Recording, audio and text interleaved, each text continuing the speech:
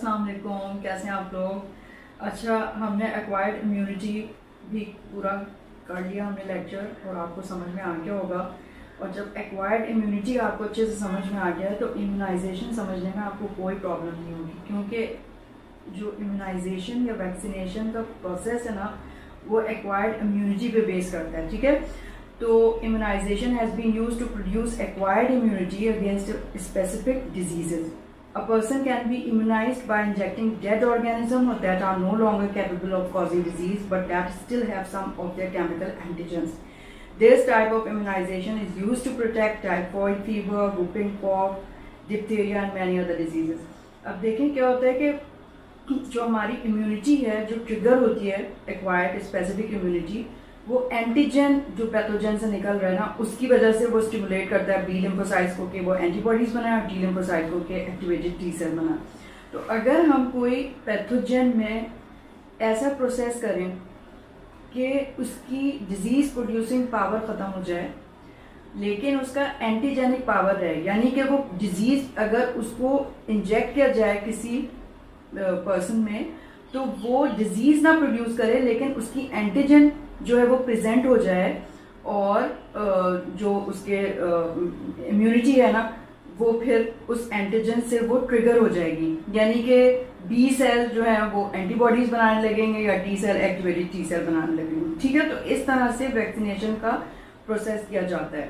तो आपको पता ही है कि जैसे हमारे पाकिस्तान में ईपीआई का प्रोग्राम है, इम्यूनाइजेशन जो होती है डिप्थीरिया, टेटनस, परटूसिस वगैरह की, तो वो और पोलियो वैक्सीन ओरल, तो वो ये होता है कि उसमें थोड़ा सा एंटीजन इंजेक्ट कर दिया, फिर उसके बाद वो पैथोजन की जो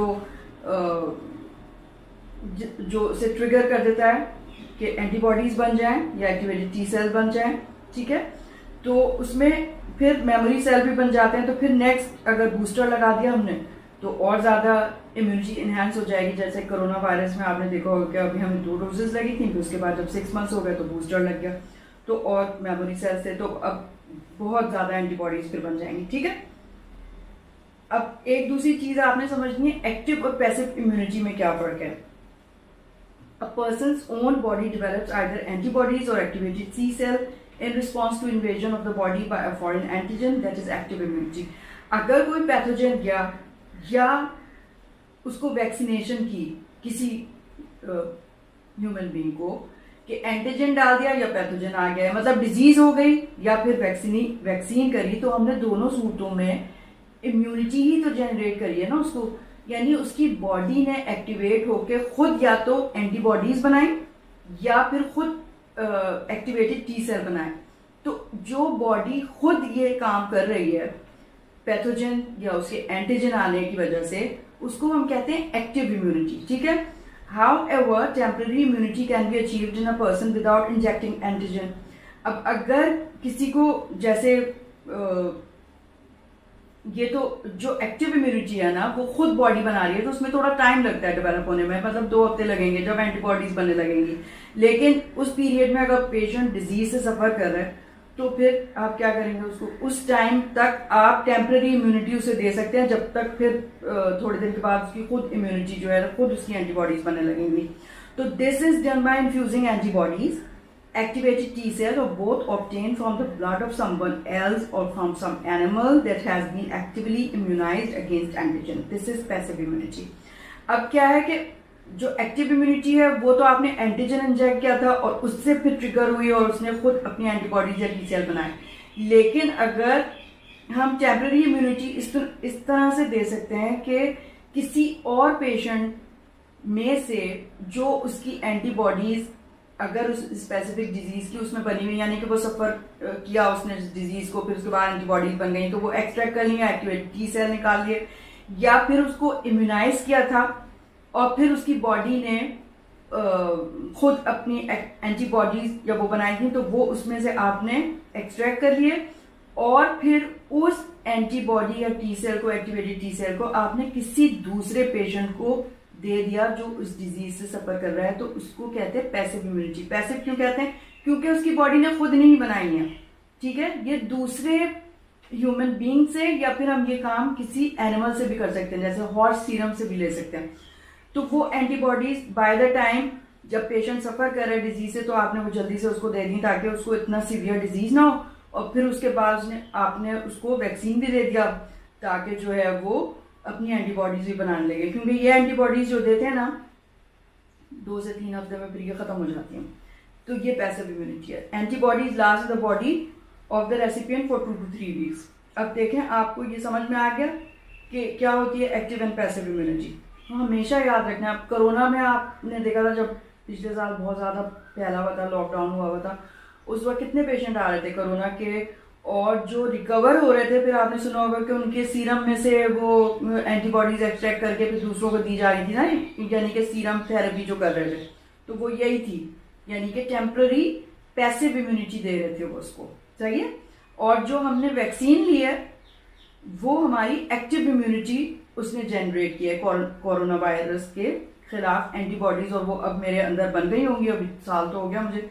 और फिर उसके बाद आप 6 महीने के बाद अगर बूस्टर ले लें तो फिर और आपकी इम्यूनिटी इनहेंस हो जाएगी। ठीक है, तो इस तरह काम करती है इम्यूनिटी। अब ये अच्छे से याद रखना है, क्योंकि जब 3rd ईयर में आप जाएंगे मेडिसिन पढ़ेंगे तो फिर आपको ऑटो इम्यून डिजीजेज और बहुत सारी दूसरी डिजीजेज जो पढ़नी होंगी तो उसमें आपको पता चलेगा कि भाई एंटीबॉडीज कैसे बनती है। ठीक है, ये हो गया। अब मैंने जो है ना आपके लिए समरी अब हम देख लेते हैं कि एक्वायर्ड इम्यूनिटी जो अभी तक हम पढ़ चुके हैं, एक्वायर्ड इम्यूनिटी पूरा हमने 2 टाइप्स की होती है, ये सब कुछ हमने पढ़ लिया ना, तो समरी देख लेते हैं। Acquired immunity is highly specific to specific organism that attack the body. अब ये हाईली स्पेसिफिक होती है। अब ये नहीं कि एक पैथोजन एंटर हुआ, जैसे फॉर एग्जांपल कोरोना वायरस दाखिल हो गया, तो जो उसकी एंटीजन ने प्रेजेंट किया है, तो जो एंटीबॉडीज बनेंगी वो सिर्फ कोरोना वायरस के खिलाफ ही होंगी। ये नहीं कि अगर डिप्थेरिया या वो टाइफाइड का भी पैथोजन दाखिल हो गया तो वही एंटीबॉडीज जो है उसके खिलाफ काम करेंगे, नहीं। जो एंटीजन के खिलाफ एंटीबॉडी बनती है, आपने देखा था कि क्लोन्स होते हैं, वो सिर्फ वही एंटीबॉडी बनाते हैं। ठीक है, तो एक एंटीबॉडी, एक टाइप की सारी एंटीबॉडी सिर्फ एक टाइप के ऑर्गेनिज्म के लिए होती हैं, इसलिए एक्वायर्ड इम्यूनिटी को हम स्पेसिफिक इम्यूनिटी कहते हैं।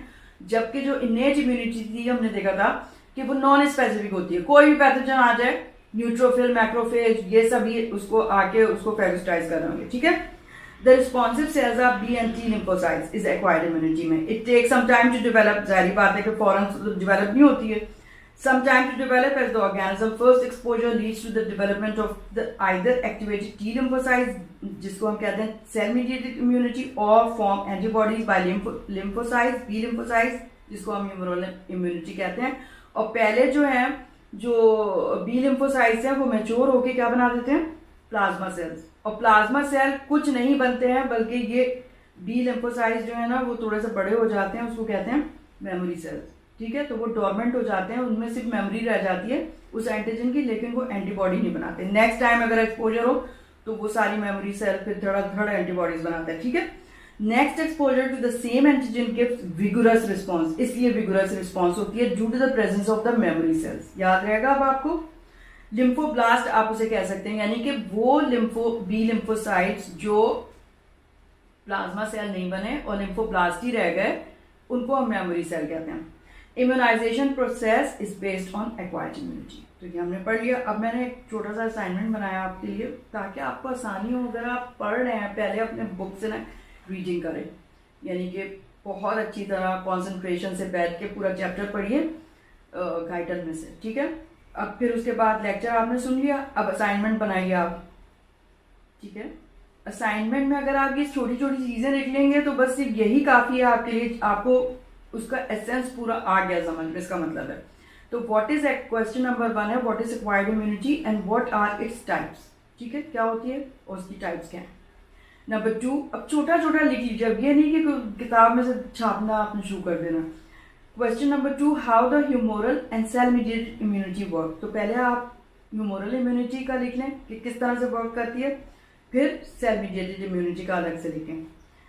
Question 3, what is the response of acquired immunity on the entry of a pathogen in the body to fight against the infection। मतलब पैथोजन अगर एंटर हो जाते तो फिर क्या क्या होता है।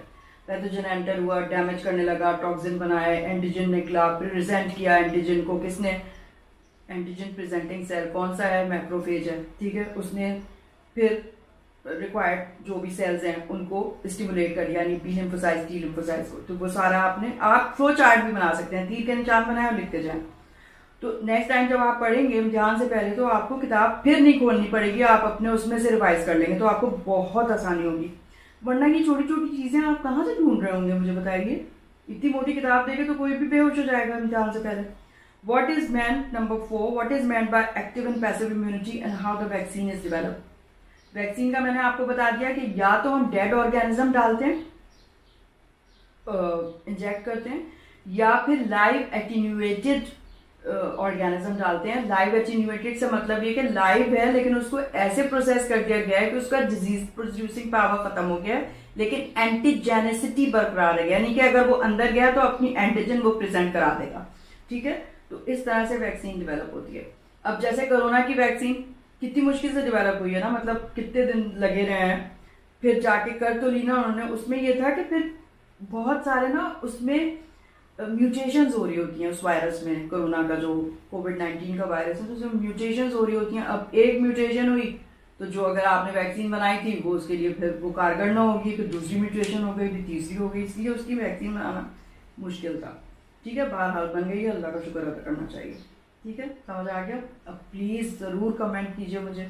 ठीक है, बहुत सारे लोग कह रहे थे मुझे कि मैं फिजियोलॉजी का जल्दी जल्दी नहीं करती हूँ और मैं FCPS 2 के ही करती रहती हूँ। तो भाई फिजियोलॉजी तो मैं पढ़ाती हूँ, हेड ऑफ द डिपार्टमेंट, तो मैं फिजियोलॉजी क्यों, लेकिन मुझे ज़्यादा मेडिसिन में मज़ा आता है। एनीवे 2 लेक्चर्स मैंने अब हर हाल में मैं कोशिश करती हूँ कि एक वीक में करूँ, एक मैं मेडिसिन का करूँ और एक फिजियोलॉजी का। ठीक है, thank you so much for take care.